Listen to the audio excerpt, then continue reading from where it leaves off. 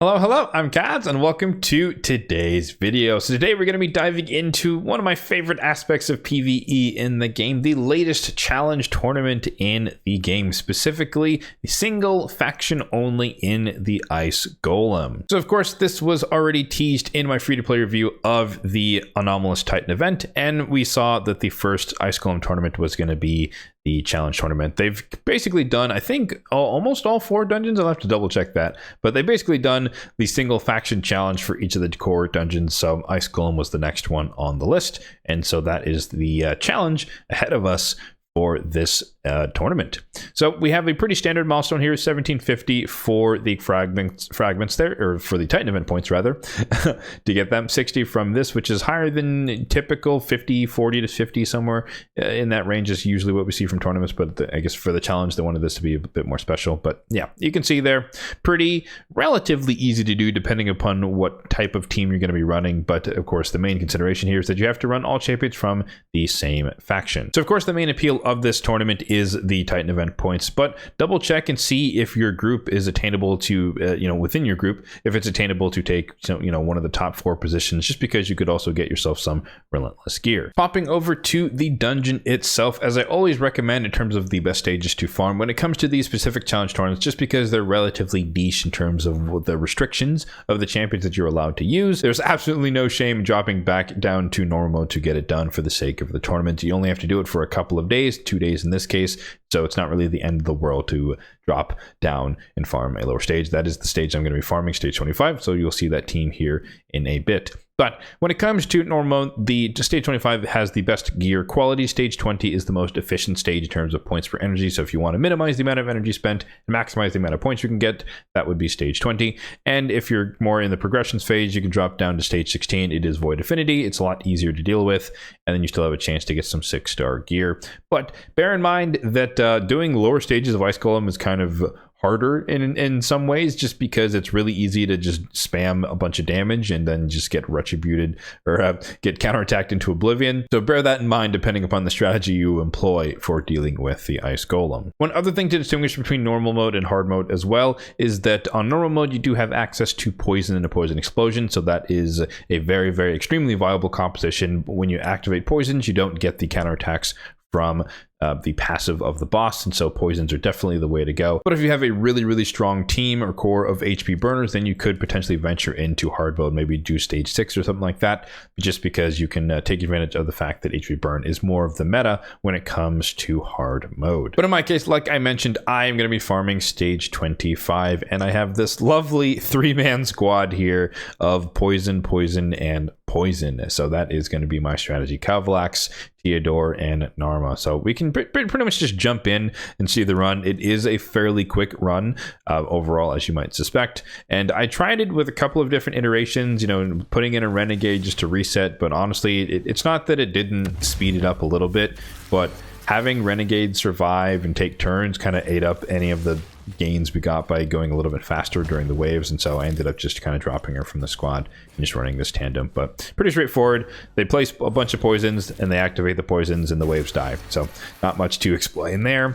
20 to 30-ish seconds to get through the waves, and then even the boss doesn't take all that long depending upon the cooldown reductions of various things that we'll talk about with the builds later. So first activation there, we got unlucky. We didn't get as many poisons as we'd like on the boss himself, but it's fine.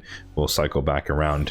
Note that, of course, Kavlax and Theodore are negative affinity here, but that doesn't really matter, obviously, just because we're just using poisons to get it done. So that was a little bit of a bad RNG run. You can see the best time there was around 38 seconds. It shaved some turns off that as well. So this was a slower one, but basically it's a sub-minute run no matter what, and it's good enough for me. It's safe enough. And so, yeah, pretty straightforward team. Kavlax abuse with the Theodore and a Narma the Returned. Love using Narma the Returned after her buff. So my team here is, of course, Knights Revenant. So that is the faction that I ended up choosing, and that's just because for whatever reason, that is the faction that I basically pulled the most poison activators from. So I even have Tomb Lord as well, as you may recall from my Dragon iteration of this challenge tournament, the single faction. So I kind of use these core champions as needed, and in those types or these types of things, just because they make for very quick runs. So really quickly going through their builds if you want some inspiration in case you happen to have some of these champions. Narma the Return, starting off with her, she's basically in a two of them are in high accuracy, high resistance builds relative to PvE content, relative to dungeon content, I should say. But two piece stone skin, effectively a resistance set, perception set, and then a resistance set, and then a one piece of feral as well. Slayer doesn't really matter. But culminates total stats on her: 78,000 on the HP, 3,400 on the defense, 256 on the speed. That is deliberate, as we'll see when we get to Theodore. 484 on the resistance, so 450 plus is what you need to reasonably resist most things up and through hard mode stage 10. And then 366 on the accuracy, 350 plus on the accuracy is what you would need to land your debuffs up and through hard mode stage 10. In terms of a relic, I do run a golden elixir on her just because, you know, just in the rare instance that, you know, Ice Golem does get a counterattack. You know, she can try to stay alive and heal herself a little bit, but she obviously does heal off of her A2. She is fully booked on my account, but obviously I don't recommend that the average player book her because she takes a lot of books. I am very, very endgame, and so for me it was kind of drop in the bucket to book her out fully. And these are her masteries, notably ending on Oppressor here as the T6 mastery. So she gets a higher turn meter filler rate for every active debuff cast by this champion, and she places a lot of debuffs, of course, especially on the waves when she can get her AoE poison spread ability. But yeah, those are the masteries. Next up, we have Calvlax, who is in Perception and Savage. This is my dungeon PvE build, mainly for Spider. 6,500 on the attack, 236 on the speed, full crit rates, 267 on the crit damage. Nothing crazy there, and 386 on the accuracy. Again, 350 plus is kind of what we're targeting. So he just lands his poisons whenever I use him. And then in terms of the relic here, we have the Arachne Elixir. So he is attack based, so it does scale well, of course, even though against, you know, PvE waves, it's a little bit less effective compared to PvP, of course, but nonetheless, extra poison damage helps kind of clean up a little of those runs, the bad RNG runs where, you know, poisons get resisted and whatnot. So kind of amplifies the damage a little bit. He is fully booked once again. Hero Soul is the blessing on him. Narma, of course, did not have a blessing at all. She's just a basic champion. And then when it comes to the masteries here, these are the masteries, kind of old school enemy max HP nuker style with the flawless execution. There's the T6, then Master Hexer, Sniper, etc. to amplify his poison placing capabilities. And then last but not least, we have my Theodore, who we've seen many, many times if you're a fan of the channel, but he is in a reflex set with Perception. So his total stats here: 65,000 on the HP, 3,800 on the defense, 257 on the speed. So he is one speed faster than Narma. That is by design, so that he places the poisons before she activates them. So that is deliberate. 438 on the resistance, a little bit shy of the 450 mark, but kind of in the neighborhood. 345 on the accuracy, again short of the 350 mark, but kind of in the neighborhood. So most of the time he does what he needs to do. And then in terms of the relic, same logic as Narma, the golden elixir, just in case he happens to get low, he can heal himself a little bit. He is fully booked. Brimstone is the blessing on him, have that at 4 stars. And then the masteries, they're similar basically to Narma's. We're ending on Oppressor, same logic, places a lot of debuffs on an AoE, so it increases his turn meter fill rate, so he can cycle through his abilities a little bit faster than normal. And then of course Master Hexer to extend the debuffs. You could go for Sniper for the decreased speed on the A1, but as you can tell by the reflex set, generally speaking, I don't really care if he uses his A1. I want him to spam poison placing and the poison activation, so that's why I opted for the semi-complete masteries on him specifically. Now, of course, that's just my team, and you may not have those exact champions. So let's just talk in general about the types of champions you'll be wanting to put into an Ice Golem type team. Namely, in this case, poisoners and or HP burn champions. They could mix, especially on normal mode, where both of those methods are effective. But of course, HP burn is more inclusive to hard mode if that is where you're focusing your efforts. So for this exercise, I'm going to try to focus more on AoE poisoners, just because single target poisoners aren't as strong, because they might target the minions when you get to the boss phase, or they will target the minions when you get to the boss phase. So you typically want AoE poisons in this case just to be a little bit more efficient with your poison placing capabilities. So let's start off with the Bannerlord. So the, of course, honorable mention here is going to be Richtof the Bold, is an AoE triple hitter that can place some poison, so that is a good thing. So it doesn't matter who he attacks, like we just talked about with the minions. As long as he attacks anyone, he can place 3 poisons across the board, so that's pretty good. Moving right along, we have the High Elves, and then from there, of course, Eleanorel, one of my girls who I've never managed to get, but I always wanted her. It's kind of still want her just because, even though Norma kind of does her job, but I digress. But yeah, pretty straightforward. a double hitter here. They can place 2 poisons on AoE, and then of course the poison combustion, which is the more important aspect of her kit. So if you build her, tanky enough, she probably could solo the dungeon, but I just find it a lot easier to run it with multiple champions just because the waves go by that much quicker. But nonetheless, a lot of these champions that we'll talk about, specifically the AoE poisoners, can be built to solo some of the stage 20, stage 25 on normal mode, for example. Moving on to the Sacred Order, you got a lot of options in this case. Corvus the Corruptor has an AoE poison here. Granted, it's on a 4-turn cooldown, but you can also extend the duration of debuffs here, so you can make the poisons last long enough so that he can cycle back through them, but nonetheless, it still takes a while to get through his abilities. Everyone got Ezio for free, so we do know that he has the AoE 2 double poison with poison sensitivity, but it also can be a poison explosion depending upon the setup or the amount of debuffs out there already. That could be good as well. And then in terms of HP burn, we got our first HP burn feature, which is going to be Venus. So if you have more of a damage comp, you want decreased defense and weaken, and then the burn when you get to the boss. She's a really solid champion for that. Of course, she's the world legendary, but nonetheless, if you do happen to have her, she could definitely do work. And then, of course, honorable mention, if we can't talk about AoE HP burn without mentioning the lovely epic Mordecai, granted on a 4-turn cooldown, but nonetheless, still, it's an AoE HP burn, which is a relatively rare commodity when it comes to epics. Next up, believe it or not, we jump all the way down to the Ogre-ridden tribe, so a handful of champions to mention here. So Vizig is a really, really great champion. Obviously, he's a faction unity champion. If you do happen to have him, though, he is excellent for this because he does both. He places 2 poisons and HP burn, so he can work in either form. So in normal mode, he does both, and then in hard mode, he can do the poisons for the waves, which can help you blow them up quickly. And then when you get to the boss, he just places the burn, which is what you'd like as well. And he can activate poisons and or burns on the A1 on an AoE, which can be really, really solid. So super great champion for that. You have Gerda as well. She can place these poisons here on the A3.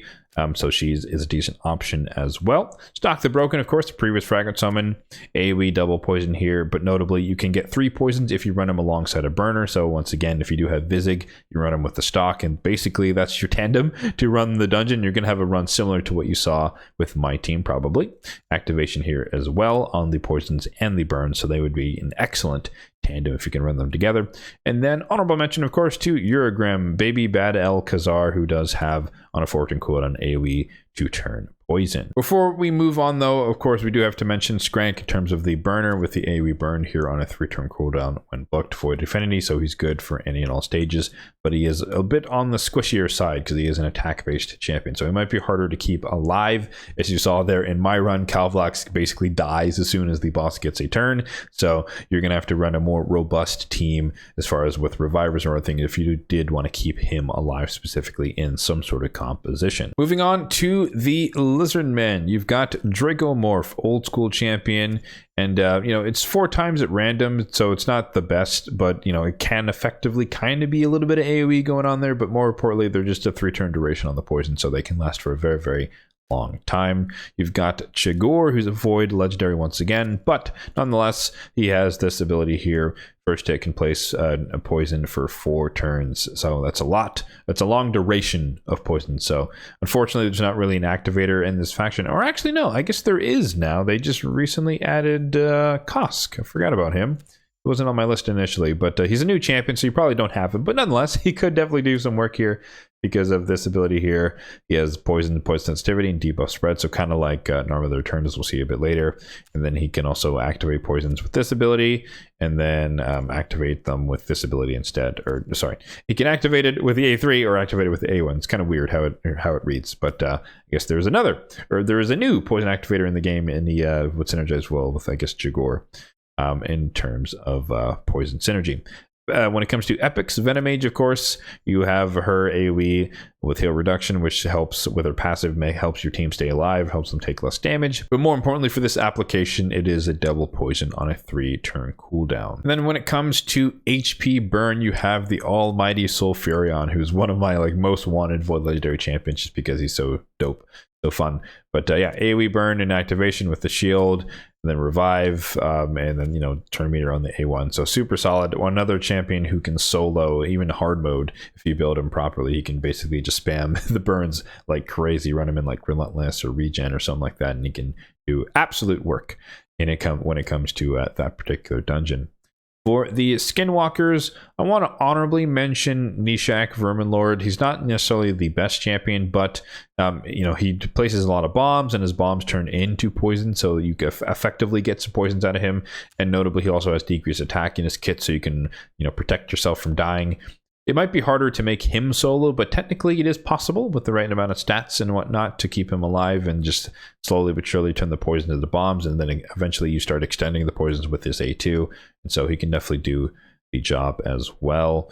And then for HP burn, you have Tunisia, once again attack based, so it might be harder to keep her alive, but at least her HP burn comes with a stun, so you might be able to control the waves a little bit if you want to throw her in some sort of squad, but not really the strongest faction unless you're kind of throwing those two with Marius or something, for example. Next up, we have the Orcs, and they don't really have a good poison champion, so to speak, so there's not much to mention there, but they do have a decent amount of HP burner. So you have Tila, who's an excellent champion. HP burn continuous heal, so she can kind of keep your team running, keep them alive by healing, but also doing damage with the burns. She can extend the burns on the A3. Granted, this is on a 4-turn cooldown, so it's a little bit of anti-synergy there. But if you're fast enough, she can definitely keep the burn up.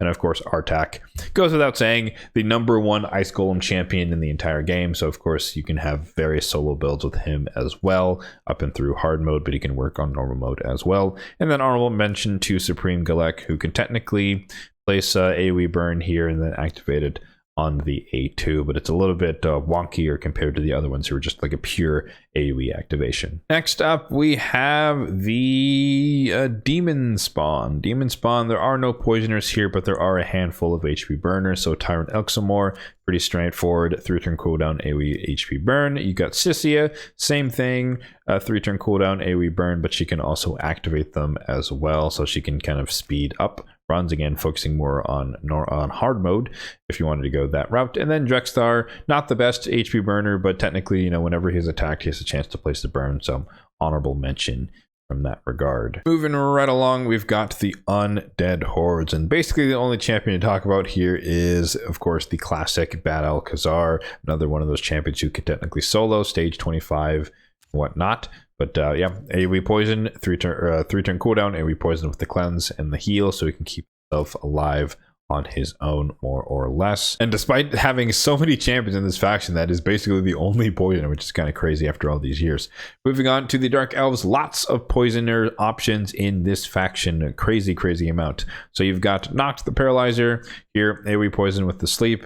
That effectively becomes 4 AoE quad AoE poison, which is really solid. Xenomorph, another champion we all got for free. Definitely more single target, but the Infest is good for the waves and in terms of kind of spreading that damage around. And then he has a ridiculous amount of poisons on his A1, but also he has poisons when you attack him on the passive, so he can place poisons on the boss and or the minions if they go for him specifically. You've got Zavia, another one of my girls who I don't have, but basically kind of budget LNRL, because she doesn't have a 100% chance to place the poisons on a double hitter here, but she does have the poison activation as well on a 4-turn cooldown. And then you've got Supreme Kale, Void Legendary, but nonetheless triple poison AoE here that increases the duration of all enemy debuffs by 1 turn, and it can't be resisted, which is pretty neat. So you're guaranteed to place a bunch of poisons and extend them. It makes them a really long duration and a good uptime on his poisons. No activation, unfortunately, though, in his kit.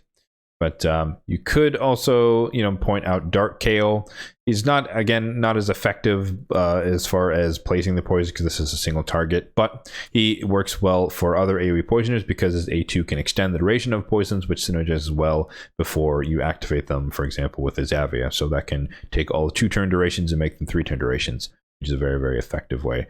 Same thing, I guess, for Supreme Kale could be a setup for him as well. And then of course we get to the Knights Revenant. So we saw Narma in action, but just to kind of point it out here, we have the same kind of debuff spread thing, single target, 3 poisons and sensitivity, but if they're under 3 or more debuffs, she spreads it, places it on everyone instead, so effectively an AoE.